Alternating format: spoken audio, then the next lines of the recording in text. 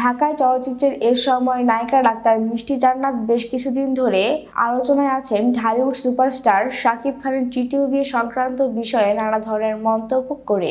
শাকিব খানের তৃতীয় স্ত্রী হওয়ার সম্ভাবনা নিয়ে বর্তমানে আলোচনায় চিত্রনায়িকা মিষ্টি জান্নাত।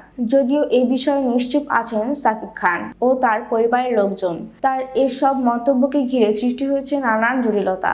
শাকিব খানকে বিয়ে করার বিষয়ে নায়িকা মিষ্টি জান্নাতের বক্তব্যের পরে এসব নিয়ে মন্তব্য করে ইতিমধ্যেই চিত্রনায়িকা মিষ্টি জান্নাতের সঙ্গে তর্কে জড়িয়েছেন অভিনেতা ও উপস্থাপক শাহরিয়ার নাজিম জয়। তিনি বলেন, ওই একটা মেয়ে আছে না মিষ্টি জান্নাত, ওই মেয়ে ভাইরাল হওয়ার জন্যই শাকিবকে জড়িয়ে এসব কথা বলছেন। শাকিব খানের সঙ্গে বিয়ে হলেও সেটা টিকবে না। অভিনেতা জয়ের এমন মন্তব্যের পরে তার উপর বেজায় চটেছেন এই চিত্রনায়িকা। সিনিয়র না হলে তাকে থাপড়াতেন, এমন কথাও বলেছেন তিনি। জয়ের এমন মন্তব্যে ক্ষুব্ধ মিষ্টি জান্নাত আরো বলেন, জয় ভাইকে দেখলাম, তিনি বলছেন ওই যে একটা মেয়ে শাকিব খানকে নিয়ে ভাইরাল হতে চান, ওই যে একটা মেয়ে। জয় এটা কেন বলবেন?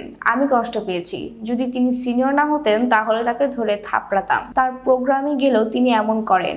আমাকে অফ স্ক্রিনে চুমু দেওয়ার চেষ্টাও করেছেন, আমার কাছে সেসবের ভিডিও আছে। তিনি অনেক নেগেটিভ কথা বলেন। তিনি আমাকে চেনেন। গত পরশুদিন আমাকে টেক্সট করে বলেছেন, মিষ্টি কোথায় আছো, চলো লং ড্রাইভে যাই।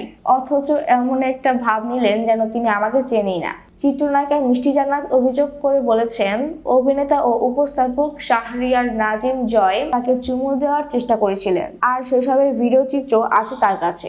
নায়িকা মিষ্টি জান্নাতের এমন অভিযোগের পরিপ্রেক্ষিতে উপস্থাপক শাহরিয়ার নাজিম জয় নিজের বক্তব্য তুলে ধরেন।